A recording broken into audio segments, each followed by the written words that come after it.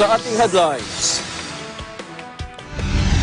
FIVOX nakapagtala na ng 666 na mga pagyanig matapos ang pagsabog ng Bulkang Taal noong linggo.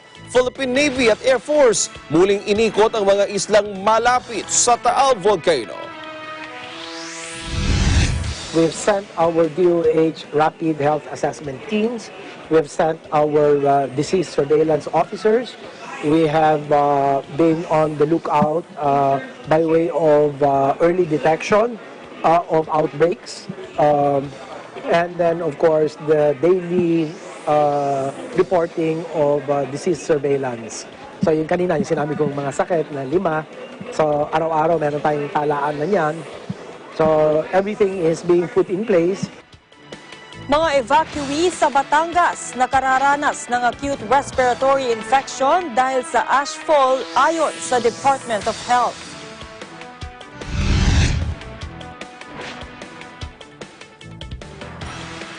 Pangulong Duterte tinalaga na si Lieutenant General Archie Francisco Gamboa bilang bagong PNP Chief.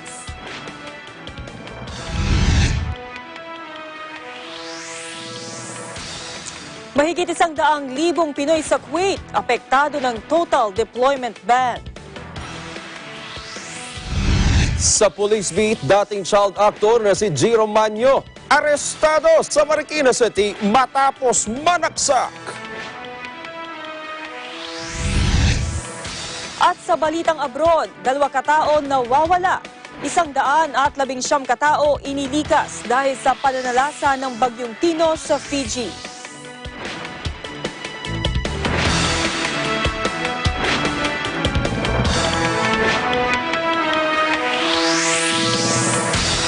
Magandang gabi, Pilipinas! Tayo'y sabayang napapakinggan sa DCEC Radyo Agila 1062 sa Mega Manila at sa ating mga Radyo Agila Provincial Relay Stations sa mga lungsod ng Dagupan, Lucena, Cebu at sa Davao.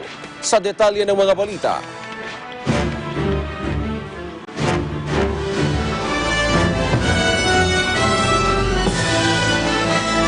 Binibigyan lang ng 5 oras ang mga residente sa bayan ng Agoncillo sa Batangas na makapasok sa kanilang bayan ngayong araw. Ang nasabing bayan ay isa sa mga inilagay sa lockdown dahil sa aktibidad ng Bulkang Taal. Alas 5 ng umaga kanina nang magsimulang papasukin ang mga residente sa bayan ng Agoncillo. Dumaan din ang mga sasakyan sa checkpoint. Alas 10 ng umaga nang muling ipatupad ng mga otoridad ang lockdown sa bayan. Sabi ni Mayor Daniel Reyes, wala ng residente ang papayagang makabalik pa. Malalaking bitak ang makikita sa mga kalsada sa Agoncillo dahil sa pagsabog ng Bulkang Taal.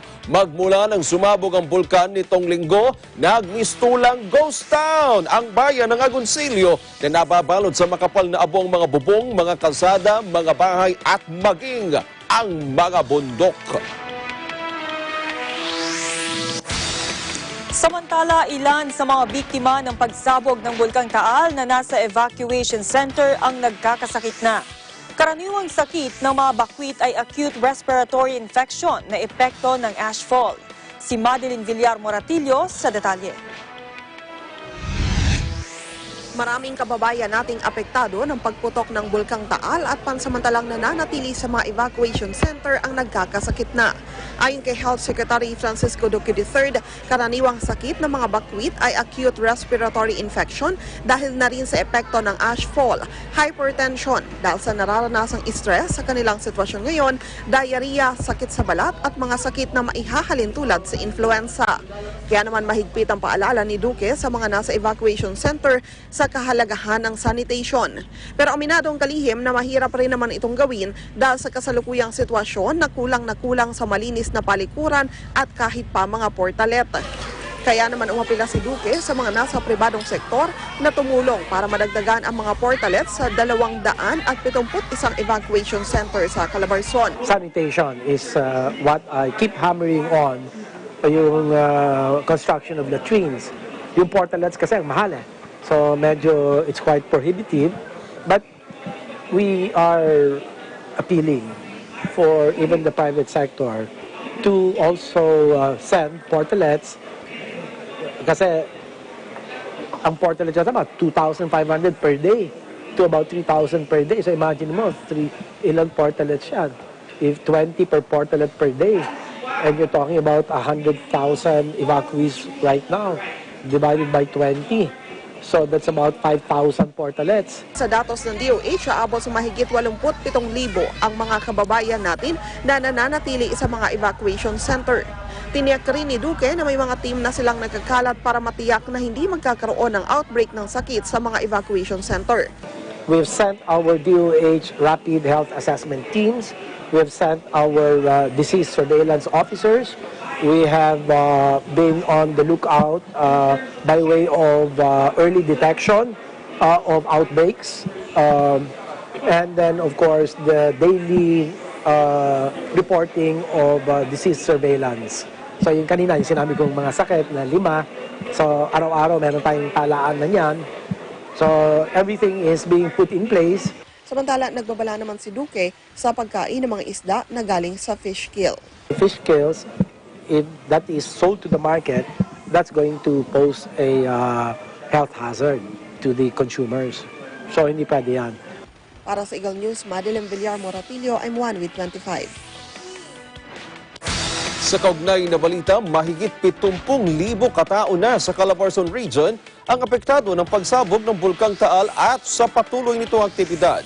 Ayon sa National Disaster Risk Reduction and Management Council o NDRRMC, mula sa kabuang bilang ng 16,000 na pamilya o katumbas ng 70,413 na katawang pansamantalang nasa 300 evacuation centers.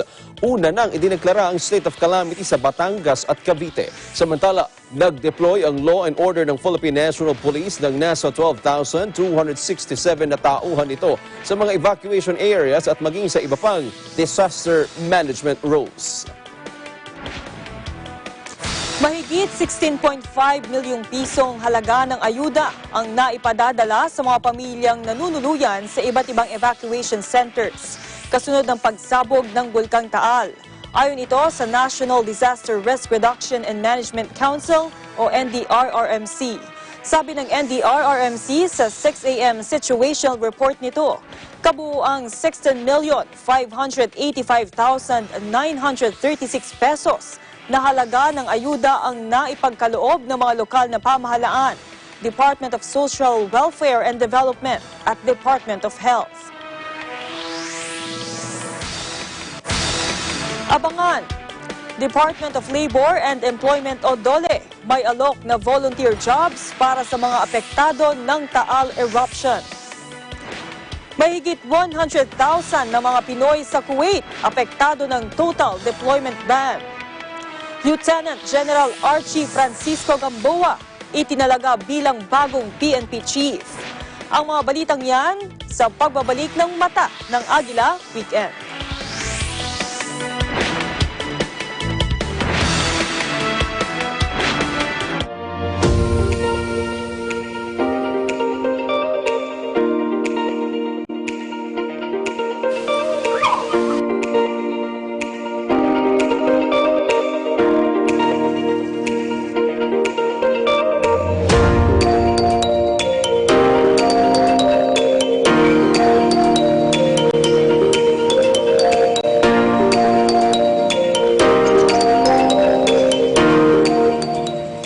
When visiting the Philippines, Manila or Quezon City is a popular destination. But oftentimes the hustle and bustle of the city can be more stressful on your vacation. So when you feel the need to reconnect to nature or relax again, there's a beautiful oasis just outside of the city called the Garden at Ciudad de Victoria.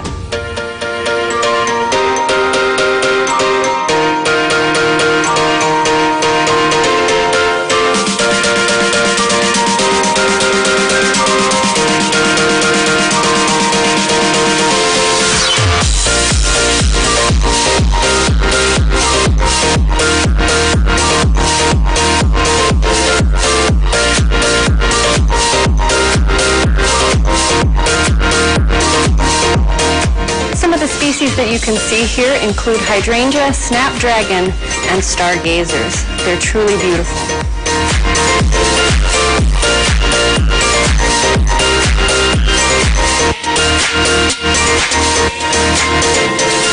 The gardens at Ciudad de Victoria are so peaceful, tranquil, and beautiful that it's become a haven for young couples and a very popular venue for engagement photos.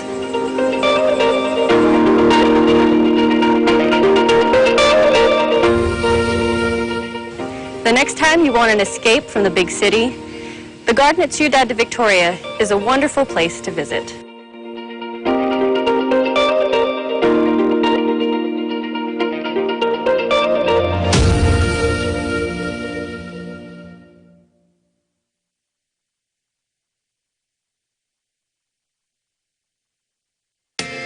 Di ako nagsisisi, ikaw ang minahal ko, kailanman di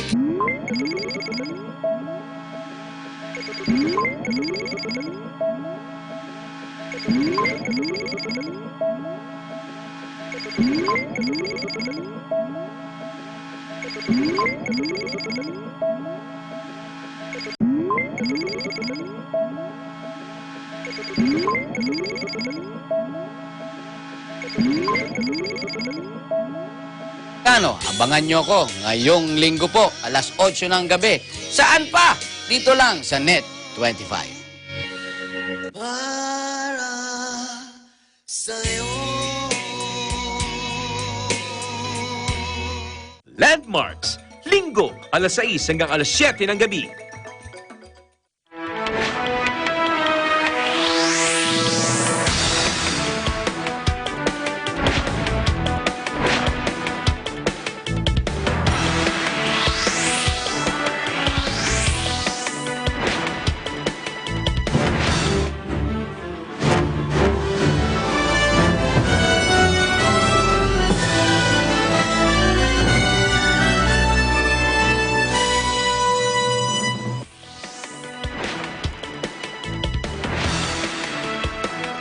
Sa tampok pa ring balita, may alok ang Department of Labor and Employment o DOLE na internship jobs para sa mga apektado ng pagsabog ng Bulkang Taal sa Batangas. Ayon kay DOLE Assistant Secretary Dominic Tutay, maaaring kumita ang mga volunteer ng minimum na sahod na 400 piso kada araw.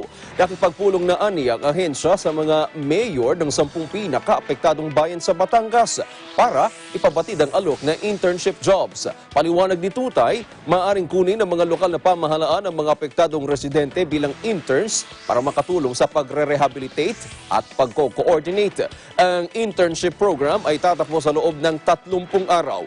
Bukod sa nasabing programa, mayroon ding emergency employment programs para sa paglilinis ng rehabilitation centers. Nag-donate ang South Korea ng $200,000 o katumbas ng 10 million pesos sa Pilipinas para sa libu-libong residente na apektado ng pagsabog ng Taal Volcano. Ibinigay ni Korean Ambassador Han Dong-man ang tseke kay Senator Richard Gordon na siya rin chairman ng Philippine Red Cross. Ayon kay Han, ang nasabing halaga ay humanitarian assistance ng South Korea sa mga biktima ng pagsabog ng Bulkang Taal. Ang gobyerno ng South Korea ay nagkakaloob na noon pa man ng ayuda sa Pilipinas sa pamamagitan ng PRC para matulungan ang mga komunidad na apektado ng iba't ibang kalamidad o sakuna na tumama sa bansa nitong mga nakalipas na taon. Sa iba pang balita, apektado ang nasa 100,000 Pilipino sa Kuwait sa ipinatutupad na total deployment ban. Kabilang sa mga nasabing OFW ay mga nagtatrabaho bilang kasambahay. Si Madeline Villar Moratillo sa detalye. Aabot sa humigit kumulang 100,000 Pinoy na magtatrabaho sana bilang household service workers sa Kuwait ang apektado matapos magpatupad na ng total deployment ban ang gobyerno ng Pilipinas sa nasabing bansa. Ayon kay Lucy Sarmonia, ang presidente ng Coalition of Licensed Agencies for Domestic and Service Workers, marami sa mga apektadong HSW ay pabalik sana sa Kuwait matapos muling kuhanin ng kanilang employer pero inabot sila ng total deployment ban. Sa more than 100,000 yung rehires na mga HSW. Mostly kasi sa kanila ngayon pa lang babalik. They came from vacation. Maraming Pinoy HSW rin anya sa Kuwait ang nakatakdasa ng magbakasyon sa Abril o Mayo para dumalo sa graduation ceremonies ng kanilang mga anak pero hindi muna uuwi sa takot na hindi na makabalik sa kanilang trabaho. Ang ilang HSW na may visa na at naghihintay na lang ng kanilang biyahe patungo sana sa Kuwait ay handa raw maghintay at umaasa na hindi matatagalan ang deployment ban. Habang may ilan naman ang nais na lumipat na lang ng bansa na maaaring mapasukan. Kaugnay nito, tiniyak naman ni Sarmonia ang suporta ng kanilang koalisyon sa desisyon ng gobyerno na magpatupad ng total deployment ban. Marapat lang po talaga na mag-impose muna ngayon ng total ban deployment hanggat hindi na-serve yung justice kay Jeneline Villavende and also yung pag-harmonize ng unified contract. Ganito rin ang pananaw ng Philippine Association of Agencies for Kuwait dahil mas mahalaga ayon sa chairperson nito na si Thelma Wanang na maipatupad ng maayos ang mga napagkasunduan ng gobyerno ng Pilipinas at Kuwait sa nilagdaang bilateral agreement noon para na rin sa proteksyon ng mga manggagawang Pinoy. Hiniling rin ni Wanang sa gobyerno na sana ay magkasama ang mga agency sa Pilipinas sa mga signatory sa template contract ng HSW para sa mas mabilis na pagresolba ng problema ng mga manggagawa. Gusto rin namin maiayos ng husto yung mga hindi natupad doon sa MOU nung nakaraang 2018 nung nagpirmahan ang Kuwait government at saka Pilipinas doon sa 2017 or 2018, yes. No, 2017. 2017, no? It's supposed to be after 6 months i-review yung contract kasi noon hindi nga napag-isa yung tripartite contract with our contract ng Pilipinas. So with this, gusto namin na makasali yung 4 na signatory.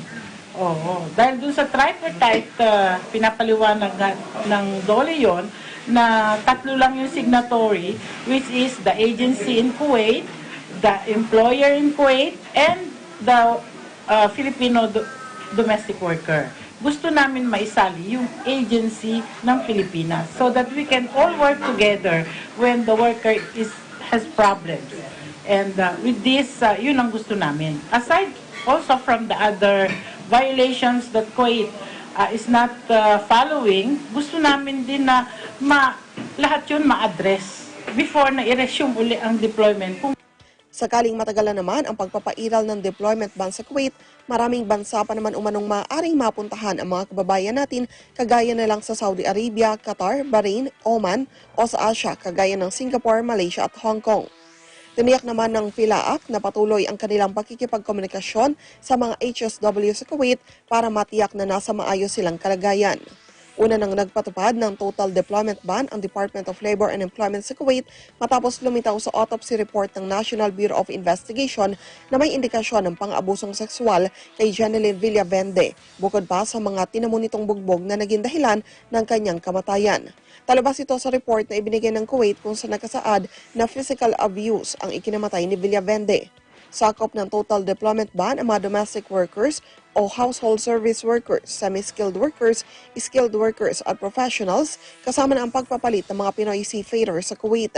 Hindi naman kasama sa ban ang mga skilled workers at professionals na nasa kategorya ng balik manggagawa. Para sa Eagle News, Madeline Villar Moratillo, I'm 1 with 25. Samantala, nakapagtala na ng higit 600 at 60 pagyanig ang Bulkang Taal mula nang ito'y sumabog noong linggo. Ayon sa PHIVOLCS, nananatili pa rin ang banta ng hazardous eruption sa Taal. Kanina, nagsagawa ng aerial inspection ang mga tauhan ng Philippine Air Force at Navy sa isang isla na nakapaligid sa Bulkang Taal. Kunin natin ang detalye kay Mean Corvera. Live, Mean.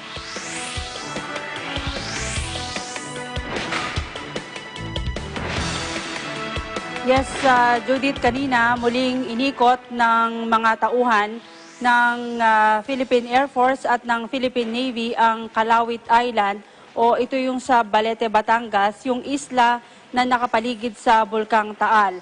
Sa video, kita pa rin yung mga abo at na ibinuga ng bulkan sa mga bahay na mga sirang bahay na balot pa rin ng mga abo. May mga patay ring alagang hayop at pati mga puno ay natumba sa kapal ng abo mula sa naturang bulkan. Ayon sa PHIVOLCS, bagamat humina ang pagbuga ng usok, tuloy-tuloy pa rin ang volcanic activity ng Bulkang Taal. Katunayan, hindi lang ang crater nito ang nagbubuga ngayon ng usok, kundi ang mga fissures o nabuong bitak sa paligid ng bulkan. Epekto raw ito ng malakas na aktibidad na nangyayari sa loob ng bulkan. Ang binubuga nitong usok umaabot na sa 500 hanggang 800 meters mula sa main crater patungo sa direksyon ng Timog Kanluran o Southwest. Mula noong linggo na sumabog ang bulkan hanggang kaninang alas 5 ng hapon, nakapagtala na ang PHIVOLCS ng 673 mga pagyanig. 175 sa mga ito ay may magnitude na 1.2 hanggang 4.1 na may intensity 5. Sa datos ng PHIVOLCS kahapon, January 17, mula alas 5 ng madaling araw hanggang kaninang tanghali, January 18, umabot na sa 32 ang volcanic quakes na may magnitude na 1.5 hanggang 3.3. Ngayong araw lamang nakapagtala ang PHIVOLCS ng 13 volcanic quake. Dahil dito nananatili pa rin ang banta ng hazardous eruption. Ibig sabihin hindi pa rin maaring bumalik ang mga residente sa 14 kilometers radius mula sa main crater hanggang sa may Pansipit River Valley dahil nagkakaroon pa rin ito ng sulfur emission. Nagbabala rin ang PHIVOLCS sa mga residente sa labas ng permanent danger zone na paghandaan ang mas marami pa at mas mahabang ashfall. Kasama sa kanilang binabantayan ngayon ang posibleng steam explosion at yung base surge. Ang base surge ayon kay PHIVOLCS Director Renato Solidum ay maaring makasira ng mga ari-arian at maaring makamatay. Sa ngayon hindi pa rin ibinababa sa alert level 4 ang Taal Volcano. Narito ang bahagi ng pahayag ni Director Solidum. Pakita ng vulkanismo gamit ang ating mata. Kaya tama tayo at dinidiscard din natin ang karakter ng kasalukuyang pagsabog, gano'n lang sa ngayon. Pero ulitin ko, iba rin yung nangyayari sa ilalim. At pinakita ko sa inyo na maraming lindol at patuloy pa rin ang pagkakaroon ng lindol. At ang iba dito ay nagpapahiwatig na kumikilos ang magma. So nandyan pa rin yung activity. So nandito tayo ngayon sa perception na kumuhupa, no? At versus naman sa underground, subsurface activity na hindi pa. So kailangan nating tignan ng mabuti at mag-observe pa tayo kung patigil na talaga yung galaw ng magma pero wala pa tayong nakikita definite trend using our Taal Volcano Monitoring Network na humina siya. At habang mayroong pagalaw ng magma, ibig sabihin hindi pa talaga siya kumuhupa.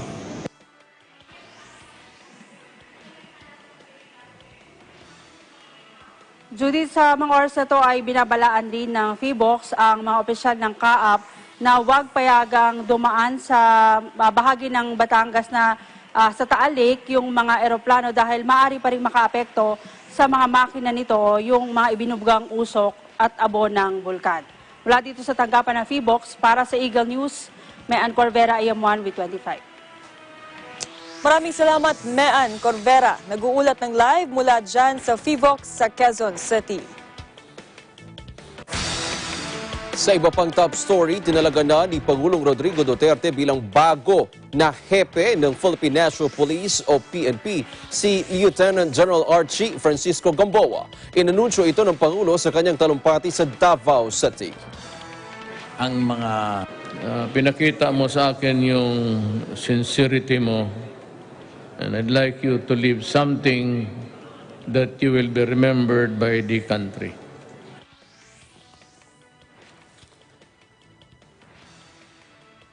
Sa nasabing event, tumayo si Gamboa at kinilala ang pahayag ng Pangulo sa pamamagitan ng pagsaludo.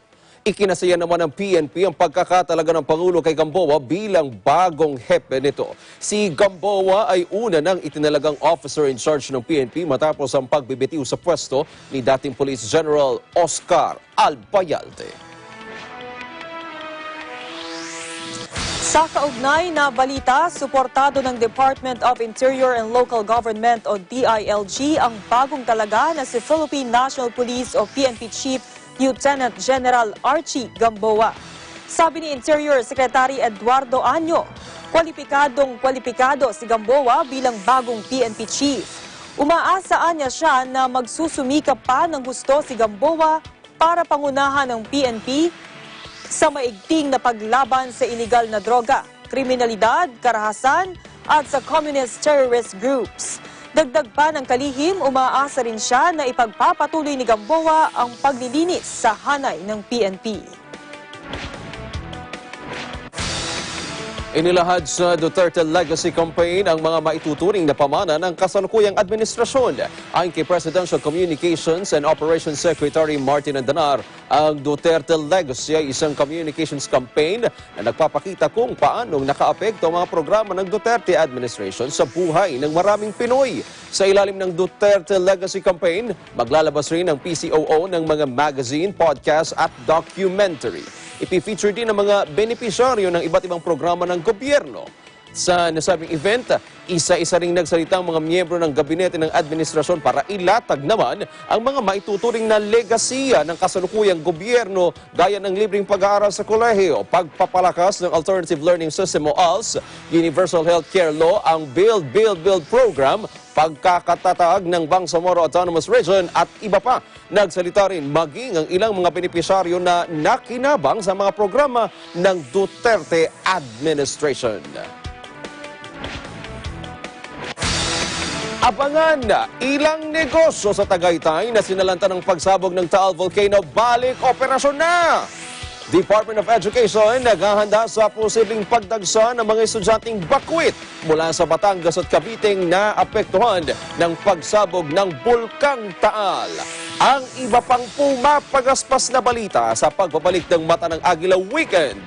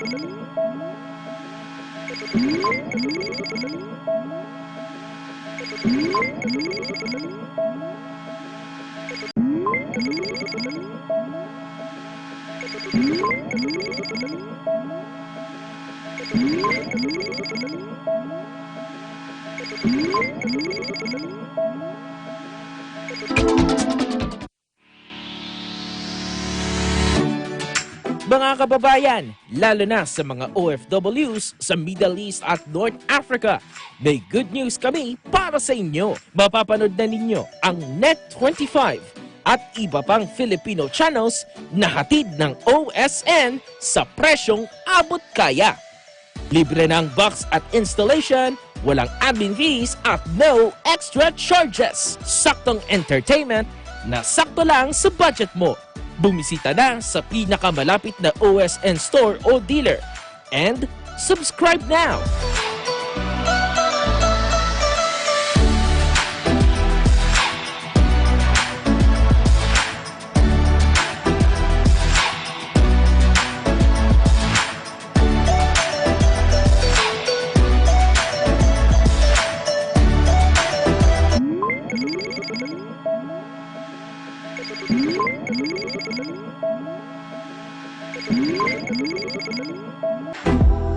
Sa Net25 at OSN, siguradong at home ka dito.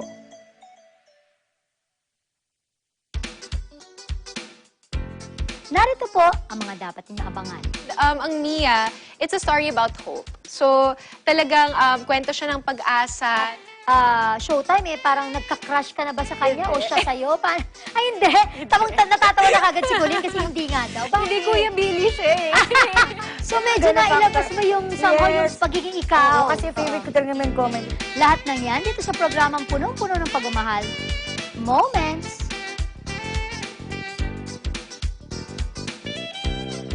Pangarap mo bang makapagsulat ng sarili mong kwento? Pangarap mo ba na maging direktor ng isang pelikula? O pangarap mo na maging isang artista? Let's make it real! Sali na sa aming workshops. Scriptwriting, directing, and acting. Ipakita ang talento sa gagawing guerrilla filmmaking at magkaroon ng pagkakataong manalo sa ating awards night. Kasama ang internationally acclaimed director, Direk Carlo Ortega Cuevas. EBC Films Make It Real. Malapit na!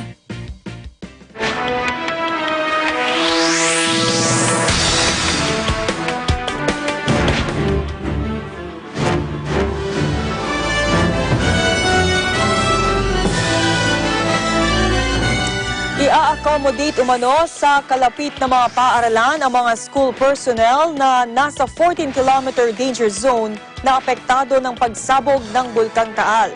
Ayon ito sa Department of Education o DepEd.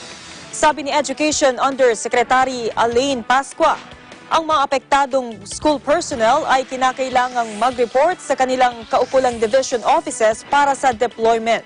Mayroong 1,055 na school personnel at 30,814 na mga mag-aaral ang nasa 78 pampublikong paaralan sa 14-kilometer radius danger zone ng bulkan.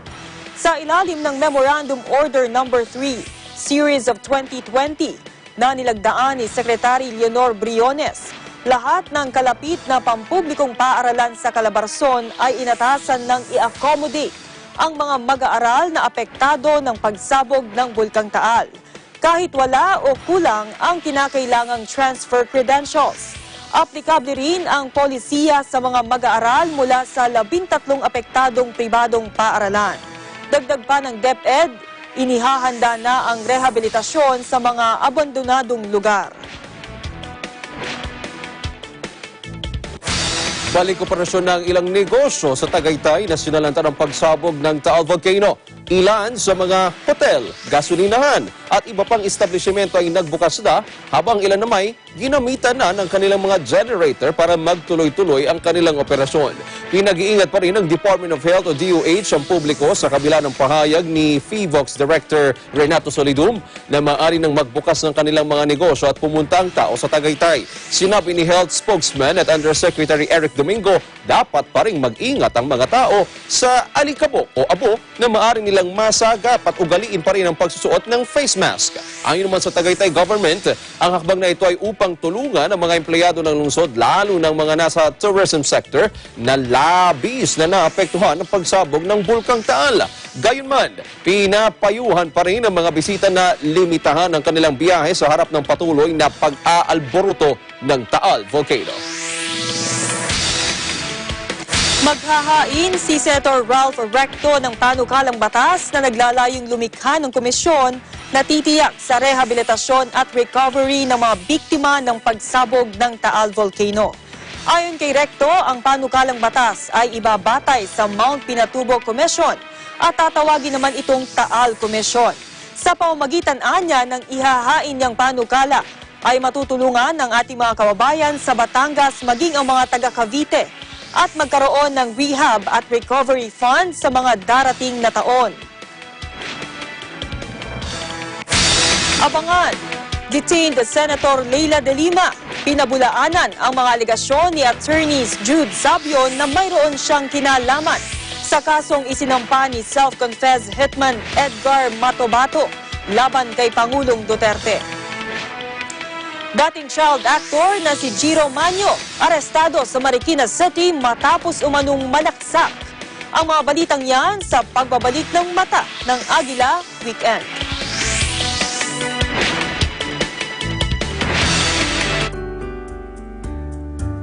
Mga senior citizen o nakatatanda. Sila yaong mga lolo at lola na kahit nasa dapit hapon na ang buhay ay may mahalagang bahagi sa pagtuturo ng mga kaalaman at magandang asal na hindi natututuhan sa mga paaralan. Kaya naman hindi sila dapat kalimutan.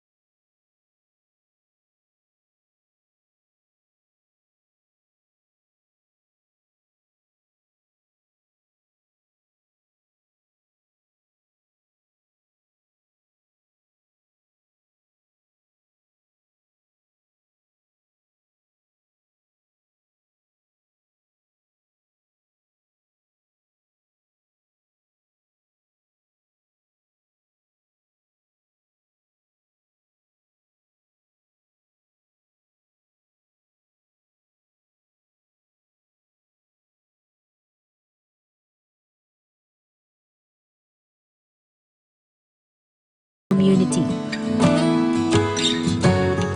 Landmarks, Linggo, alas 6 hanggang alas 7 ng gabi.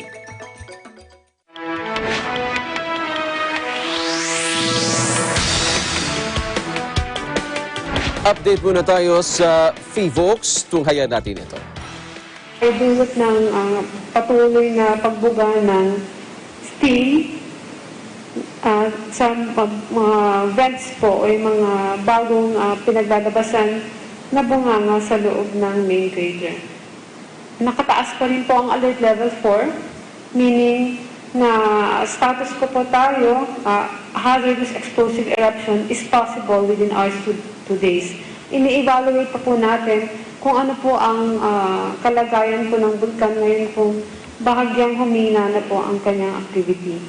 Subalit sa kasalukuyan, nire-reiterate po ng FIVOX na kailangan po ay totally evacuated at dapat iwasan ang Taal Volcano Island, ang Taal Lake, at ang mga lugar na mapanganib sa base surges na pinapaloob po ng 14-kilometer radius mula sa main crater at ang mga pook sa paligid po ng Pacific River Valley kung saan nagkaroon po tayo ng fissuring. At kung magkakaroon po tayo ng pagsabi ng abo, ang ito pong direksyon ng nababagsakan po ng ashfall ay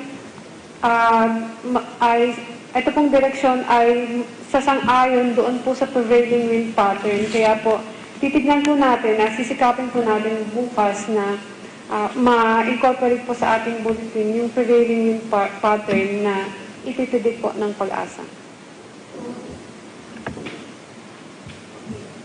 Thank you, Ms. Marimar. Kung may katanungan po, para muna sa ating mga kasamang media dito. Yes, paki-state lang po ang inyong pangalan at kung ano po yung affiliation. Ma'am, Balbogina po ng JADCWD. Ma'am, kung ikukumpara natin yung mga pagkalit na nararanasan po sa Bulkan-Taal, mas kakaunti lang po ba siya ngayon kumpara sa mga nakarang araw po? Meron po tayo nakikitang pababa na trend ng paglindol sa bulkan. At mayroon din po tayo na nakikitang ito po ay sabay sa weekend o paghina po ng eruptive activity din sa bunganga ng bulkan. Wala na rin po tayong, although wala po tayo natanggap na panibagong reports ng fissuring, no? Kaya lang hindi po natin sigurado kung dahil lang walang nare-report sa atin. So, meron po talagang parang pagbaba po ng bilang at lakas ng mga lindol. Magandang senyalis po ba yun? Ini-evaluate po natin, ginagawa po natin ng, kaya po tayo nandito ngayon, araw, ay ini-evaluate po natin yung mga probabilities na yung susunod po na pwedeng mangyari. Ano? Madagdag ko na rin po, yung sabi niyo po alert level 4 na nanatili po yung mga ng pagsabog. Ano po masasabi po ng FIVOX tungkol po dun sa window hour na ipinatutupad po ng mga LGU po? Lagi pong tinatanong sa atin itong window hour na pinapatupad po ng LGU. Katulad po ng ating sinasabi, ang ating pong babala ay nananatili. Yung mga decisions po ng local government units on the ground, a decision po yan ng LGU. Katulad na lang po na sinasabi natin, ang kanila pong decision ay hindi lamang po nakabatay sa ating abiso. No? They have to make harder decisions on the ground dahil marami po silang kailangang factors na i-consider. Hindi lamang po yung ating babala. Nandiyan na rin po yung kapakanan o yung concerns ng kanilang mga constituents. May mga economic considerations din para sa ating mga kababayan. So marami po talagang iba pang konsiderasyon. Ano? So yung decision po nila, mas marami pa pong factors kaysa sa atin. Sa atin po, mas madali po yung sa amin na nakikita po namin yung scientific data. Yun lang po ang ating batayan para sa pagsabi po ng ating alert level. Mas complex po yung decision making sa LGU. Okay, thank you, Ms. Mariton. Meron pa po bang katanungan? Okay, kung wala na po, siguro Ms. Mariton, paalala na lang po ulit para sa ating mga kababayan. Pinapaalalahanan lamang po natin ang ating mga kababayan na lubha pong mapanganib na bumalik sa Taal Volcano Island sa mga kasalukuyang panahon, pati na rin po ang paglaot at pagpasok sa mga high-risk areas. Nakatalaga pa po ang Alert Level 4. Makakaasa po ang ating mga kababayan na sinusuri po natin ng maigi ang lahat po ng mga datos na ating nakakalap mula sa ating monitoring network at pati na rin po ang mga datos na bino-volunteer at kino-contribute ng mga ating international partners para po mas maging angkop po ang ating alert level para na rin po maabisuhan po tayo in the best possible way. So, alert level 4 pa rin po tayo. Kailangan po nating i-observe o tumalima sa ating pong evacuation areas. Thank you, Ms. Mariton. Magandang gabi po sa inyong lahat. Maraming salamat po. Pasensya na po sa to keep you waiting. Yan ang bahagi ng press briefing mula sa FIVOX. Bagamat humina na ang volcanic activity sa Bulkang Taal, ay ipinagbabawal pa rin ng FIVOX ang pananatili sa 14-kilometer danger zone. Samantala, hiniling ni Pangulong Rodrigo Duterte na i-review ang kasalukuyang kontrata ng Light Rail Transit Authority sa Light Rail Manila Corporation o LRMC. Matapos na mapag-alaman na may bahagi rin sina Fernando Zubel de Ayala at Manuel Pangilinan sa nasabing operasyon. Sinabi ito ng Pangulo kasabay ng muling pagbatikos sa dalawang water concessionaires ng Manila Water at Maynilad dahil sa onerous contracts. Ang LRMC ay consortium ng Ayala-led AC Infrastructure Holdings Corp., Pangilinan-owned Metro Pacific Investment Corp., at Macquarie Infrastructure Holdings Philippines Limited sa isang talumpati sa Davao City. Nangako ang Pangulo na hahabulin nito sina Ayala at Pangilinan.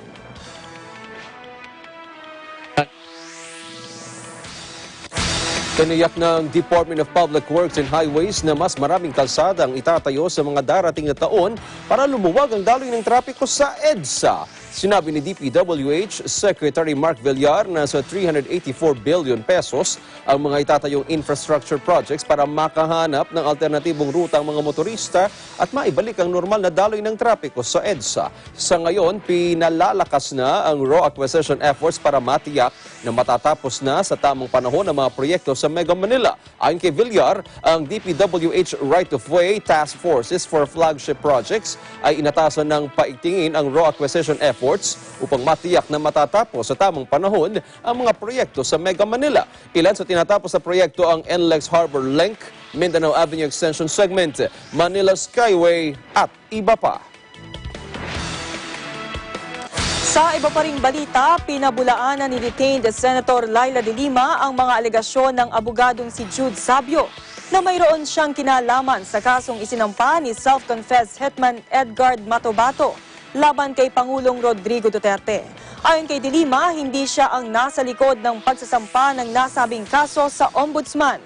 Hinikayat at tinulungan lamang anya nito si Matobato na ihain ang kaso. Dagdag pa ni de Lima, wala raw iligal o mali sa ginawa niyang pagtulong kay Matobato na magsampa ng kaso. Binatikos din ni de Lima si Sabio at sinabing kulang ito sa paninindigan dahil sa kanyang desisyon na ibasura ang International Criminal Court case nito laban kay Pangulong Duterte. Ilang araw matapos i-anunsyo ang kanyang withdrawal sa kaso, sinabi ni Sabio na hindi guilty ang Pangulo sa anumang crime against humanity. Sa ating public service announcement, sarado ang United States Embassy sa Maynila sa Lunes, January 20. Sa inilabas na abiso, sinabi ng embahada na bunsod ito ng paggunita ng Dr. Martin Luther King Jr. Day. Sarado rin ang iba pang affiliated offices ng embahada sa nasabing petsa. Magbabalik normal ang serbisyo nito sa Martes, January 21.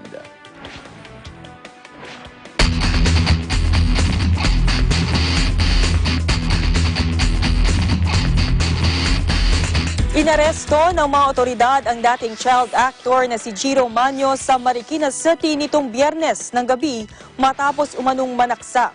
Sa inisyal na investigasyon ng mga pulis, lumabas na ang biktimang kinilalang si Zeus Doctolero ay naglalakad umano nang dumating si Manyo mula sa kabilang direksyon. Inatake umano ni Manyo si Doctolero at nagkagulo ang dalawa. Naglabas din umano ng kutsilyo si Manyo at sinaksak ang biktima ng 3 beses. Pero sabi ni Manyo, ang biktima ang unang umatake sa kanya at hinampas siya ng helmet. Ang dating child actor ay nanalo ng acting awards dahil sa kanyang naging role sa pelikulang Magnifico noong 2004. Naaresto ng PNP Anti-Kidnapping Group ang isang suspect na nagpanggap na kumidnap sa 7 taong gulang na batang babae sa Cavite na nawawala noon pang Disyembre.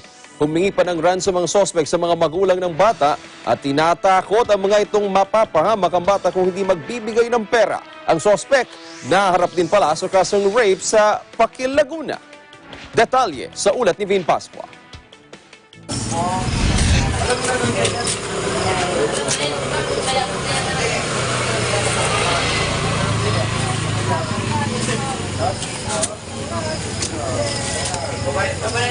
Huli sa akto ang lalaking ito habang kinukuha sa sari-sari store sa Halahala, Rizal ang 4,000 pisong ransom na ipinadala sa kanya ng biktima sa pamamagitan ng money transfer. Nang maiabot na sa kanya ang pera, dito na siya inaresto ng mga nakapaligid na operatiba ng PNP Anti-Kidnapping Group. Ito, para sa dito.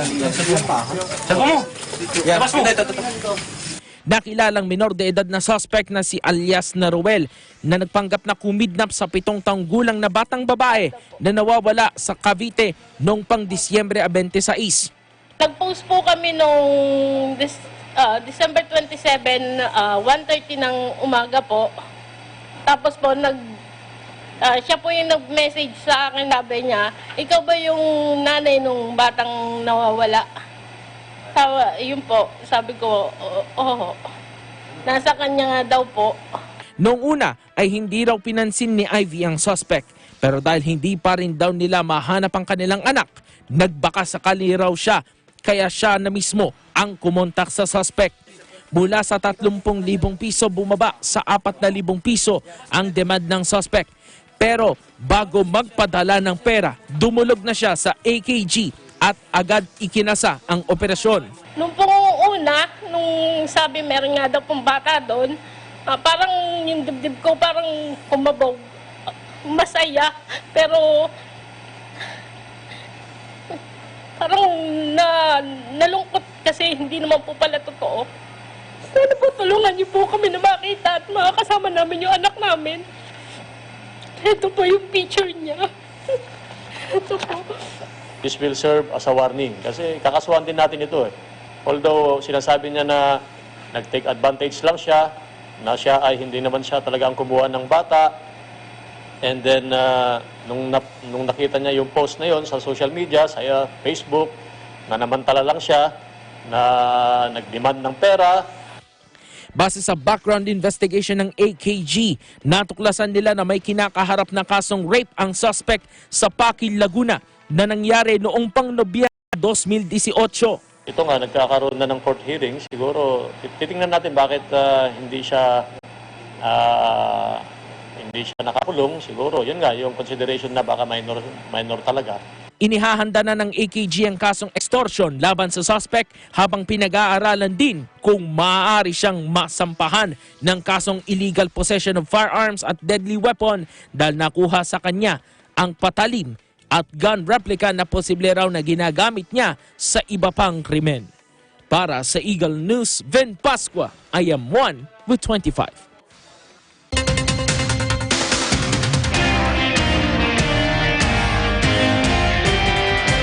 Pinarangalan ang isang pulis na nasugatan sa nangyaring shootout sa ikinasang drug buy-bust operation sa Sulu.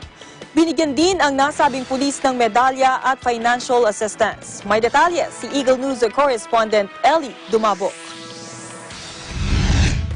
Mismo ang Regional Director ng Bangsamoro PNP, General Marnie Marcos, ang tumungo sa Sulu para igawad ang parangal kay Patrolman Alcajar Mandangan na nasugatan sa engkwentro sa pagitan ng pulis at mga adik nito lamang January 12, 2020 sa Barangay Tagbak, Indanan, Sulu. Bukod sa medalya ng sugatang magiting, nakatanggap din ng financial assistance ang sugatang pulis dahil sa ipinakita nitong kabayanihan sa pagtupad ng tungkulin at para maitulong na rin sa pamilya habang nagpapagaling sa ospital. Habang medalya ng kadakilaan naman ay iginawad sa pamilya ni Police Lieutenant Sali Salim sa isang maikling programa sa loob ng Camp Colonel Jola Sirim Kasim sa Sulu Provincial Police Office habang nakahapmas ang Philippine flag. Si Lieutenant Salim ang nanguna sa drug bypass operation noong linggo, Enero 12, taong kasalukuyan sa Barangay Tagbak sa bayan ng Indanan, pero nasawi ang pulis opisyal habang nakipagbarilan sa mga adik sa lugar. Ailey Dumabok, Eagle News, AM1 with 25. Nasunog ang isang building na malapit sa isang terminal ng bus sa Baguio City. Kaya naman, pati ang mga truck ng water delivery tumulong na para maapula ang apoy. Si Freddy Rolyoda sa detalye.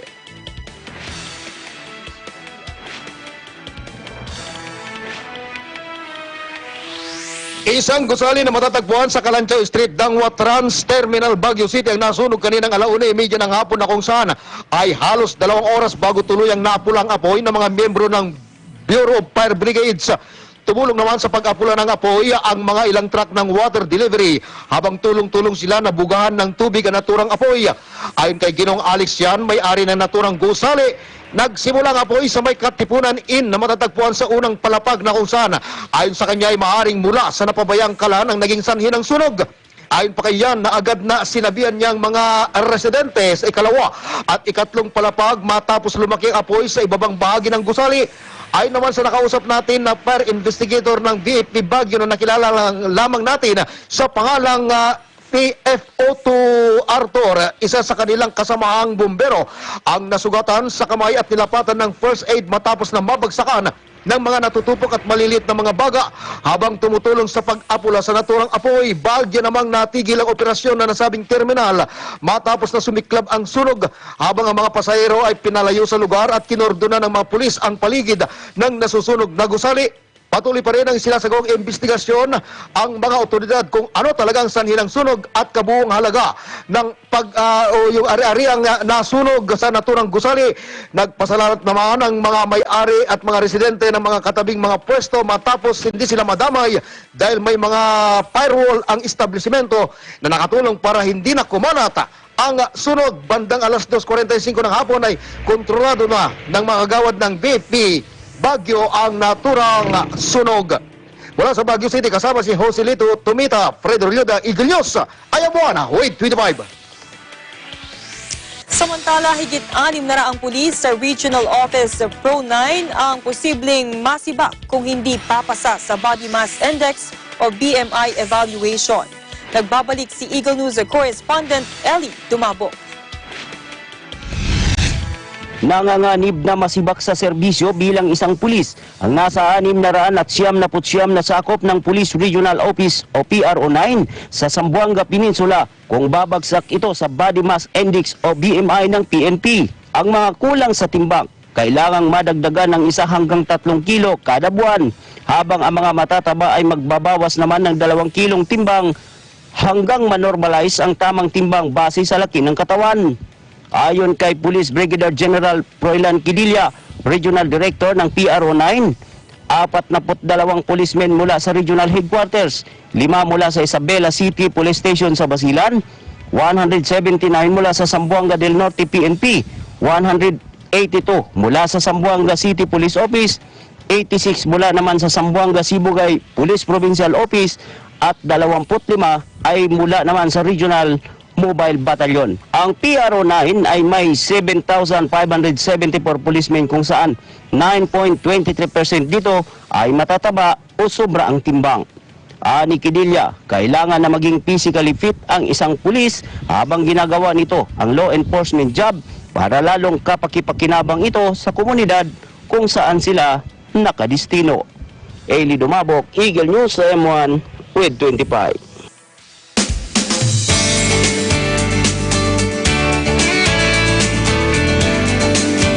Nakapagtala ang mga otoridad sa lalawigan ng Maguindanao ng bagong kaso ng polio.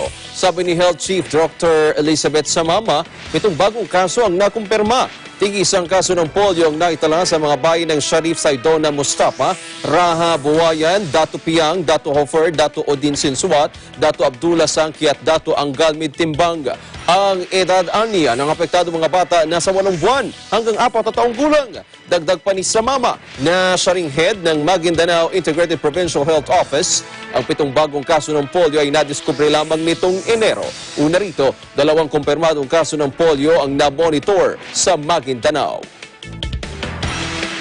4 na panibagong kaso ng pneumonia na pinaniniwala ang bagong coronavirus ang naiulat sa Wuhan, China. Tinatayang nasa 50 katao na ang tinamaan ng tinatawag na misteryosong sakit sa China at nakuha ang sakit sa Wuhan. Nagbabala naman ang World Health Organization na posible pang kumalat ang sakit, lalo na't marami ang bibiyahing Chinese sa susunod na linggo dahil sa selebrasyon nila ng Lunar New Year. 2 kaso ng coronavirus ang naiulat sa Thailand at isa sa Japan, na nakuha umano ng Japanese national nang magtungo ito sa Wuhan. Matagumpay na naisagawang mas pinalawak at mas pinalaking Battle of the Purple Warriors na inilunsad ng isang health and fitness club. Lain ng fitness battle na malinaw pa mga pisikal na kakayahan ng isang tao. Nagharap-harap sa nasabing event ang mga pinakamalalakas na participants at maging mga coach para sa iba't ibang challenges at obstacle. Ang nasabing health and fitness club na nag-organisa ng fitness battle ang isa sa fastest growing fitness franchise of all time sa buong mundo. Itinatagoy dito na makapagbigay ng ligtas na lugar kung saan lahat ng tao ay malayang maipapahayag ang kanilang sarili na hindi hinuhusgahan at malayo sa diskriminasyon.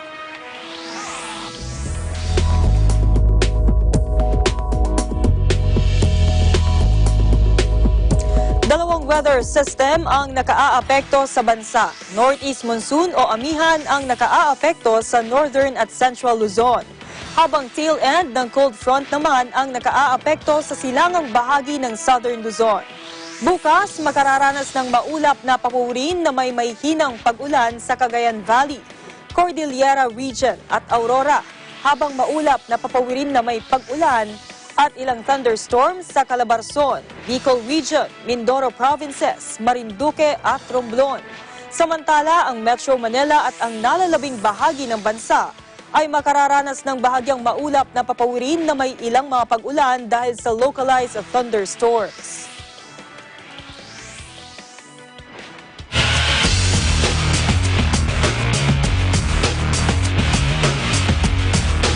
Matapos ang 10 buwang paghihintay, matatanggap na ng mga Pinoy athlete at kanilang mga coach na sumabak sa Southeast Games ang kanilang holiday bonus na nasa tig 25,000 pesos. Nauna nang pinangako ni Philippine Sports Commission Chairman William Butch Ramirez ang pinagtibay na bonus na umaabot sa 25 million. Maging available na ang pera sa kanilang ATM card sa susunod na linggo. Matataon naman ito sa 30th founding anniversary ng ahensya sa January 24. Samantala, ang cash incentives na magmumula kay Pangulong Duterte sa lahat ng SEA Games medalists ay ilalabas na sa Feb 3 o sa Feb 3. Ang gold medal winners ay makatatanggap ng tig 250,000 pesos, sa mga silver medalists naman 150,000 pesos at 100,000 naman sa mga naka-bronze.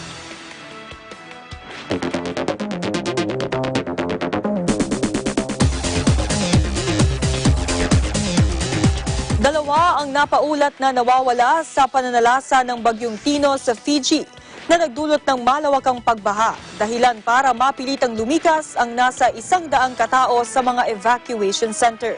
Ito na ang ikalawang bagyo na tumama sa Pacific Island Nation sa loob ng 3 linggo.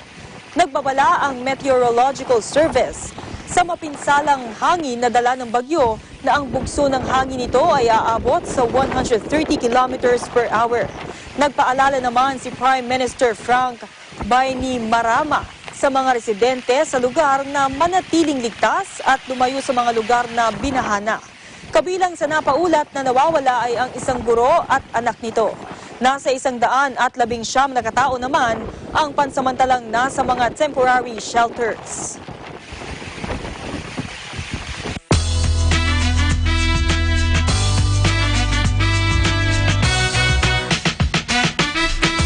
Sumama ang aktor na si Mateo Guidicelli sa relief operations ng Philippine Army sa mga biktima ng pagsabog ng Bulkang Taal sa Batangas. Sa kanyang Instagram post, kasama ng aktor ang AFP kung saan nakauniforme din ito ng pangsundalo. Isa ang Barangay Poblasyon 3 sa Santo Tomas ang kanilang pinuntahan at binigyan ng mga relief good. Isa ang Batangas sa lugar kung saan nakatalaga ang mga evacuation center ng mga lumikas mula sa bayan ng Talisay at Agoncillo. Pinasalamatan din ito ang mga nagbigay ng mga tulong para sa mga biktima ng pagsabog ng bulkan. Patuloy rin ang kanyang panawagan sa kanyang fans na magbigay ng tulong sa mga biktima ng pagsabog ng Bulkang Taal.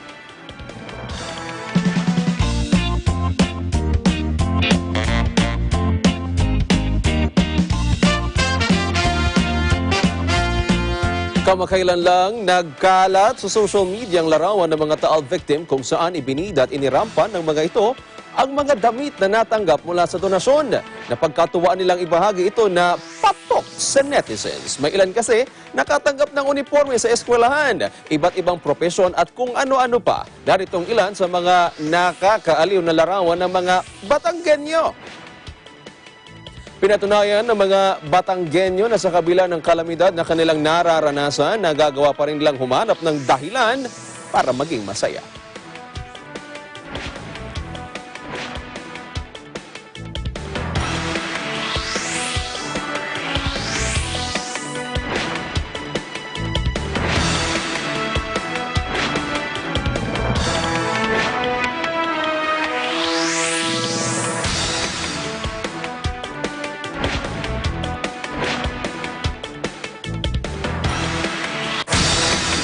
Mga Pinoy kilalang masaya.